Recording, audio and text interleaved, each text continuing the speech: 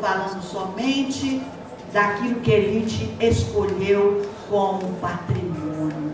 E patrimônio é o quê? É aquilo que é a história, as construções desse povo que construiu essa história, esse monumento, esse museu. Se o museu, ele é uma representatividade apenas daquilo que o livro didático me fala, em que cristaliza a figura do negro somente enquanto escravo, e eu não tenho lá nesse museu a representatividade das resistências negras, das revoluções negras, das tecnologias africanas, esse museu também está sendo preconceituoso, racista e antiquado. Portanto, se eu estou trabalhando de educação patrimonial, eu tenho que colocar também o patrimônio de todos os componentes que construíram a história deste patrimônio. Quantas praças, quantos monumentos, quantas representatividades negras tem aqui no Paraná? Ela representa exatamente a porcentagem de negros existentes no Paraná? Qual que é a história do negro do Paraná? Será que o negro do Paraná ainda nasce no meio do repolho, como se tivesse surgido do nada? Qual foi a construção desse negro que se está aqui até hoje? Efetivamente ele tem história. Quais são essas histórias? Essas histórias são socializadas? A minha negrinhada conhece essa história para se sentir orgulhoso do seu pertencimento racial?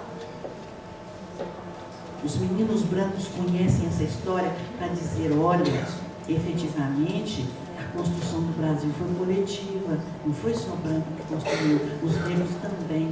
Então eles têm que ser respeitados. Né? Portanto, eu tenho que inserir em todos os projetos que são desenvolvidos na escola a questão étnico-racial de gênero.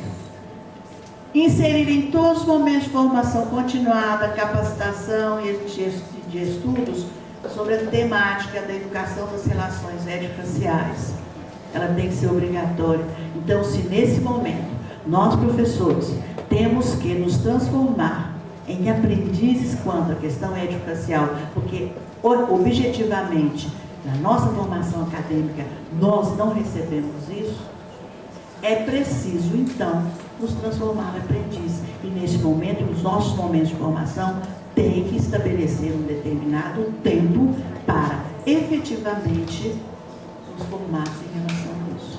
Então, as nossas reuniões pedagógicas, os nossos momentos de formação, os nossos momentos de estudo, tem que priorizar o que nós precisamos fazer agora, que é construir conhecimento sobre as questões negras para que nós possamos efetivamente colocar essas questões como profissionais de educação. Pode passar, por favor.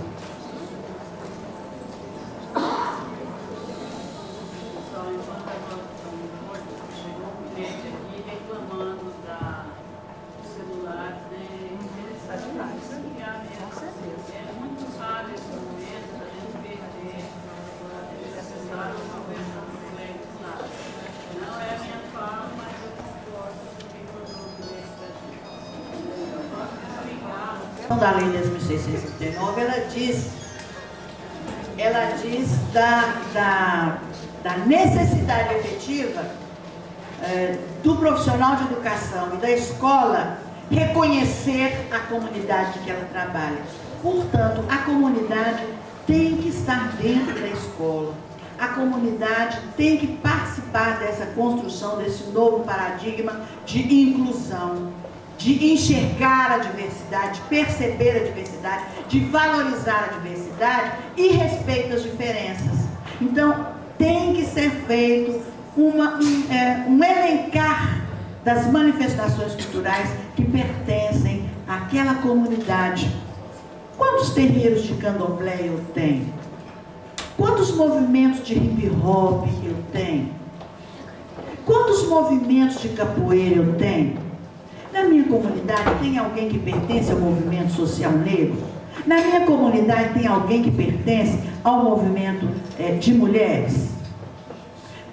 minha comunidade tem alguém que preside, que faz parte do movimento GLB, me ajuda, porque tem tanto TT que eu não sei nem quantos T's mais, né? GL, 2 T's, que é trans e mais alguma coisa que eu ainda não decorei a sigla. Portanto, é preciso que todas as diversidades estejam presentes dentro do ambiente escolar.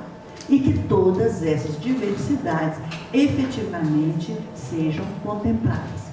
Eu especificamente aqui estou falando da diversidade étnico-racial, porque é a minha especialidade. Mas se aqui tivesse alguém da matriz, de religiosidade de matriz africana, estaria colocando também. Se tivesse alguém que pertencesse a alguma religião pentecostal, batista, etc., e as outras que eu não conheço as denominações, efetivamente estaria aqui. Eu estou aqui falando da diversidade étnico-racial. Portanto, o que nós temos que colocar é essa diversidade dentro da escola. E nesse aspecto eu faço um recorte em relação às religiosidades.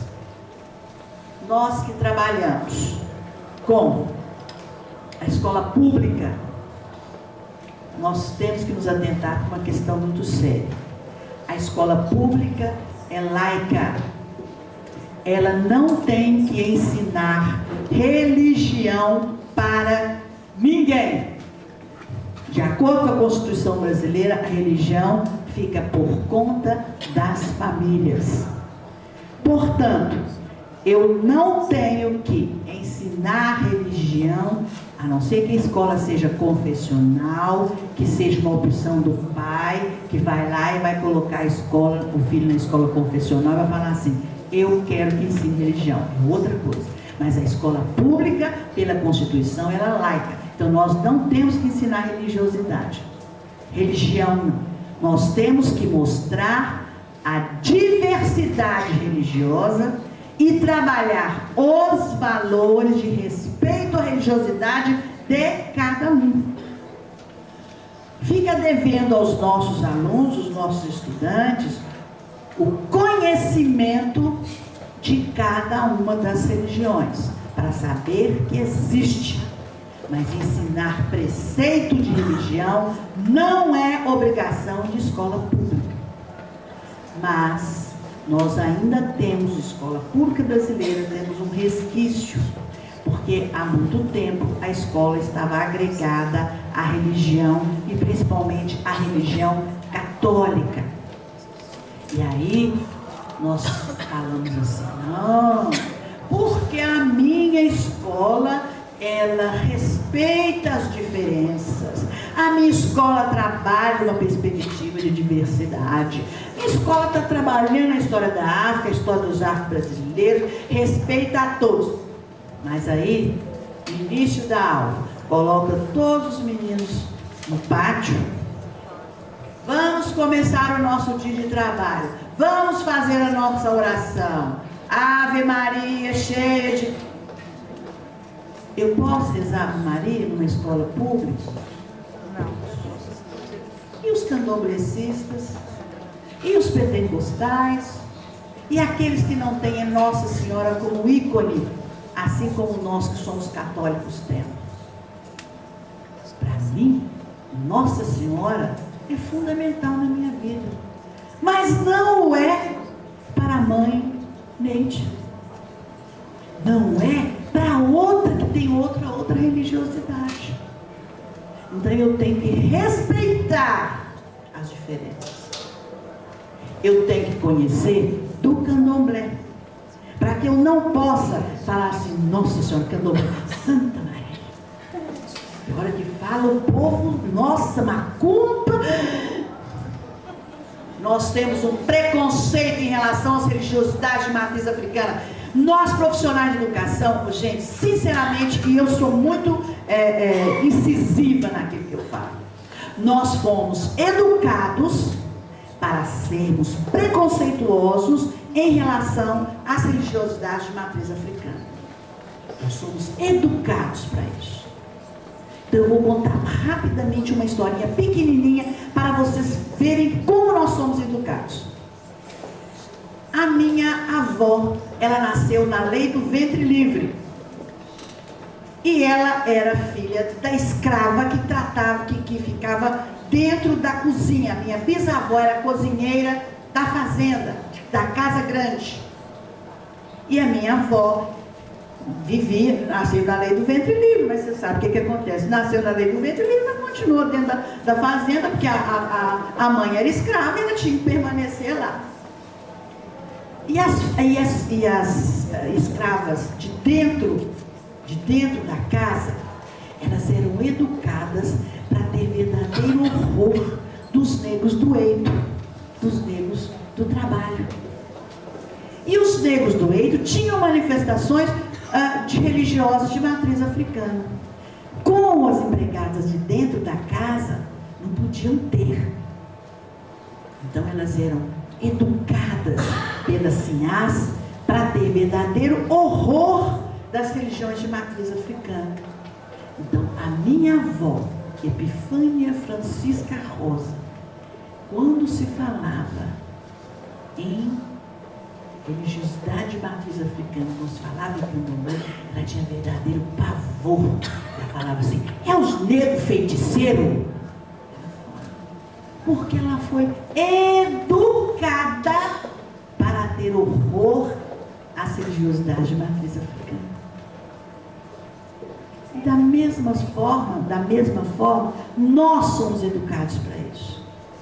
Agora, cabe a nós profissionais de educação conhecer a história, saber o porquê que nós somos educados dessa forma e por que nós nos manifestamos tão negativamente em relação às religiosidades de matriz africana. Como é que esse preconceito foi historicamente construído?